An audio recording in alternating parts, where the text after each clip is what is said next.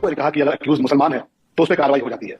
मैं आपको कोई आप पे आपकी बात जवाब अपराधी मुसलमान है तो उस पर कार्रवाई हो जाए तो बहुत सारे लोगों की आंखों से आंसू आने शुरू होते हैं। उनको बड़ी तकलीफ। आप ही ने कहा कि आरोपी अगर मुसलमान है तो उस पर बुलडोजर चल जाता है। ये आप अपना सोच रही हैं, आपका सोचने का नजरिया कि जो उत्तर प्रदेश में गुनाह करने का प्रयास करेगा, अवैध संपत्ति बनाने का प्रयास करेगा, ये कार्रवाई होती रहेगी, ये कार्रवाई चलती रहेगी। कि उत्तर प्रदेश का बुलडोजर मॉडल अवैध है, असंवैधानिक है, संविधान पर बुलडोजर चलाने जैसा है, मनमाना है। नाम भी है। और आपने कहा भाजपा शासित प्रदेशों में हो रहा है। पंजाब भाजपा शासित प्रदेश है क्या गरिमा जी? पंजाब में तो भारतीय जनता पार्टी की सरकार नहीं है, फिर गरिमा जी क्यों पंजाब का नाम? गरिमा सिंह जैसा एंकर अगर पंजाब का नाम नहीं लेता है, ये कहता है कि केवल भाजपा शासित प्रदेशों में बुलडोजर चल रहा है, तो थोड़ा करेक्ट करने की कोशिश करो। मुझे बताइए ना, 2.5 साल की बच्ची के साथ जो बलात्कार कर रहा है और अवैध संपत्ति पर कब्जा किए बैठा है, उस पर बुलडोजर क्यों नहीं चलेगा? गरिमा जी लेकिन कोई गुंडागर्दी करेगा, 2.5 साल की बच्ची से बलात्कार करेगा, लव जिहाद करने का काम करेगा, अवैध संपत्ति पर कब्जा करेगा, तो बुलडोजर रुकेगा नहीं गरिमा जी। अच्छा एक बात बताइए कि अहमद की घटना रही हो, चाहे वो मुख्तार अंसारी घटना रही हो, सब लोग भाग के सुप्रीम कोर्ट गए ना, बहुत सारे एनकाउंटरों पे सवाल उठाया गया सुप्रीम कोर्ट में, लेकिन सुप्रीम कोर्ट ने सामने कहा कि ठीक है भाई थोड़ा तरीका ऐसा हो सकता है। जय श्री राम दोस्तों, कैसे आप? आई होप सारे स्वस्थ होंगे और मस्त होंगे। तो आज की डिबेट भी बहुत मस्त होने वाली है। कैसे?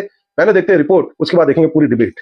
आज की डिबेट में हम देखेंगे कि किस तरह से दरबारी एंकर यूपी में बुलडोजर प्रक्रिया को लेकर कोर्ट की एक फैसले पर, जिसमें एक मुस्लिम व्यक्ति ने एक छोटी मासूम लड़की के साथ बलात्कार किया और योगी सरकार ने उसके घर पर बुलडोजर चला दिया। इसी को लेकर दरबारी एंकर बीजेपी के प्रवक्ता शलभ मणि त्रिपाठी से सवाल पूछ रही थी कि जिस बुलडोजर को लेकर यूपी सरकार अपनी पीठ थपथपाती थी, उसी बुलडोजर को लेकर कोर्ट ने उनको फटकार लगाई है। जिस पर शलभ मणि त्रिपाठी ने इस दरबारी एंकर को ऐसा जवाब दिया कि इसने सोचा भी नहीं था कि शलभ मणि त्रिपाठी बुलडोजर को लेकर यूपी सरकार के फैसले पर इस तरीके से जवाब देंगे। इस दरबारी एंकर का कहना था कि अगर अपराधी कोई मुसलमान है तो उस पर तुरंत कार्रवाई हो जाती है, जिस पर शलभ मणि त्रिपाठी ने इसको अच्छी तरीके से समझा दिया कि योगी की सरकार हिंदू मुस्लिम को नहीं देखती, केवल अपराधी को देखती है। परंतु कुछ लोगों की पेट में दर्द होने लगता है अगर अपराधी कोई मुसलमान है और उसके घर पर बुलडोजर चल जाता है। जबकि इसी तरह की बुलडोजर प्रक्रिया पंजाब में हुई और जब कांग्रेस की सरकार राजस्थान में थी तब राजस्थान में हुई, पर एंकर गरिमा सिंह को ये सब नजर नहीं आता, केवल भाजपा शासित प्रदेश ही नजर आते हैं। लेकिन योगी आदित्यनाथ सरकार का एक ही दृष्टिकोण है, जो अपराध करेगा और अवैध संपत्ति पर कब्जा करेगा उसके घर पर बुलडोजर चलेगा ही चलेगा। शलभ मणि त्रिपाठी के इस जवाब को सुनते ही दरबारी एंकर गरिमा सिंह तिलमिला उठी और बोलने लगी, क्या योगी आदित्यनाथ की सरकार कोर्ट से ऊपर है, जो कोर्ट के फैसले को न मानते हुए बुलडोजर चला रही है? जिस पर भाजपा के प्रवक्ता का कहना था, कोर्ट का सम्मान है पर यूपी में अपराध करने वाले बच नहीं सकते, ये योगी का प्रदेश है। तो देखते हैं इस डिबेट को कि किस तरह से भाजपा के प्रवक्ता शलभ मणि त्रिपाठी ने दरबारी एंकर को अच्छी तरीके से समझा दिया कि यूपी में योगी सरकार है और जो भी कानून के खिलाफ काम करेगा उसको बुलडोजर के लिए तैयार रहना पड़ेगा। तो शुरू करते हैं इस डिबेट को। चालू करो बे। शलभ, जिस बुलडोजर मॉडल पर पीठ थपथपाते हैं उत्तर प्रदेश के मुखिया योगी आदित्यनाथ, सुप्रीम कोर्ट ने कहा यह संविधान पर बुलडोजर चला रही है बीजेपी, अवैध है, असंवैधानिक है, मनमाना है। गरिमा जी बहुत देर से मैं आपको सुन रहा था बड़े धैर्यपूर्वक, और आप तो बहुत बड़ी पत्रकार हैं। मैंने सुना कि आपने कहा कि अगर एक्यूज्ड मुसलमान है तो उस पर कार्रवाई हो जाती है।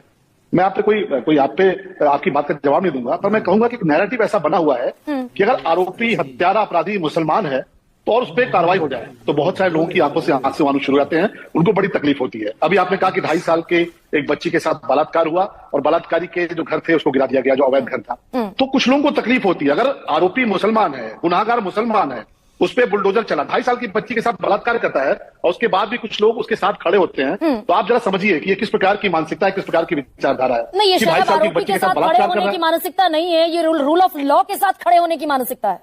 नहीं, मैंने कहा ना कि आपने कहा, आप ही ने कहा कि आरोपी अगर मुसलमान है तो उस पर बुलडोजर चल जाता है। ये आप अपना सोच रही है, आपका सोचने का नजरिया हो सकता है। हमारा नजरिया ये है कि 2.5 साल की मासूम बच्ची के साथ बलात्कार करता है और आरोपी अगर मुसलमान है तो बहुत सारे लोगों की आंखों से आंसू आने शुरू हो जाते हैं कि साहब उसके यहाँ बुलडोजर क्यों चल गया। नहीं, तो आप अगर इसे जस्टिफाई कर रहे हैं शलभ, तो सुप्रीम कोर्ट ने ही आपको ताकीद की कि आरोपी तो छोड़ दीजिए, बलात्कार का हो, मर्डर का हो, अवैध अतिक्रमण का हो, आरोपी तो छोड़ दीजिए।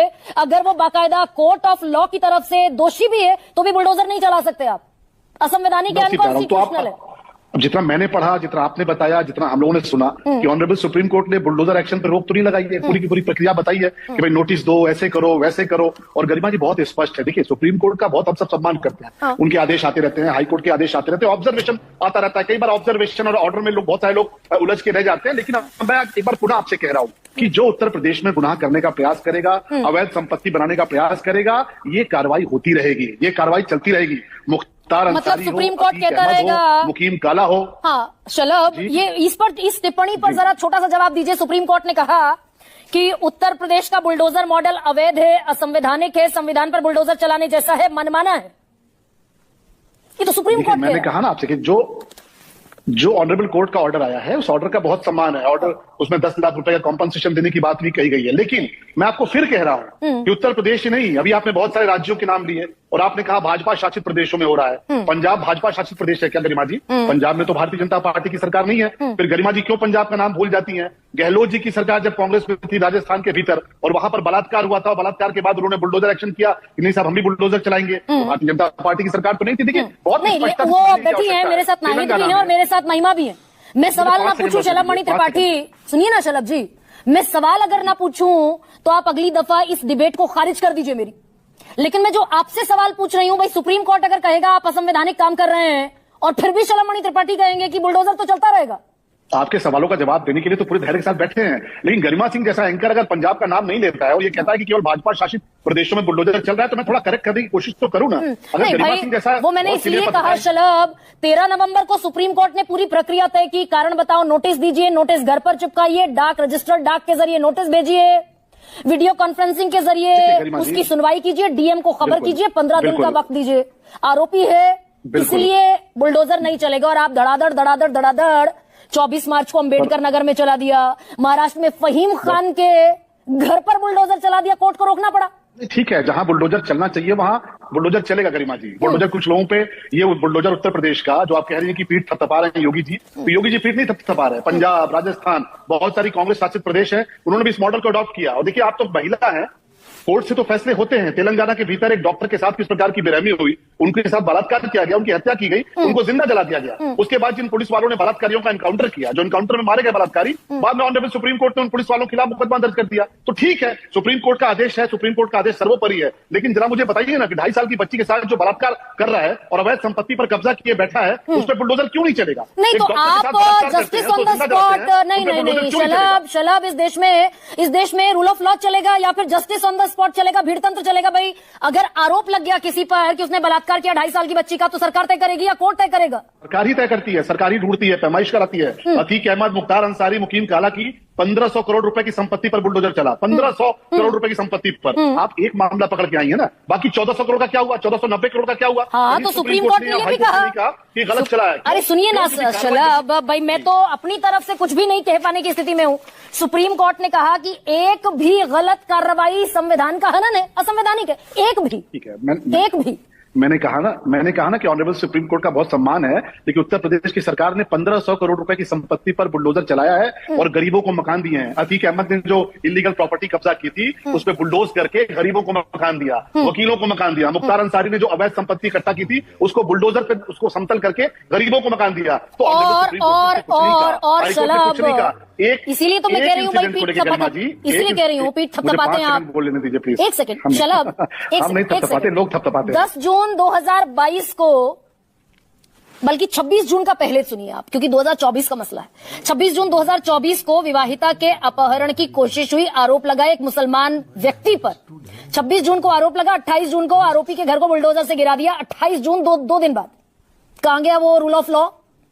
15 दिन का ऑर्डर, 15 दिन का नोटिस।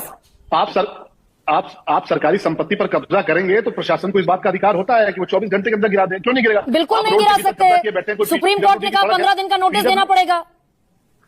ठीक है, सुप्रीम कोर्ट ने कहा है, सुप्रीम कोर्ट सर माथे गरिमा जी। लेकिन कोई गुंडागर्दी करेगा, 2.5 साल की बच्ची से बलात्कार करेगा, लव जिहाद करने का काम करेगा, अवैध संपत्ति पर कब्जा करेगा, तो बुलडोजर रुकेगा नहीं गरिमा जी। तो वो कोर्ट में तय होगा ना शलभ, ये मानने को मतलब सरकार तैयार नहीं है ना, सरकार ये मानने को तैयार नहीं है कि कोर्ट में तय होगा।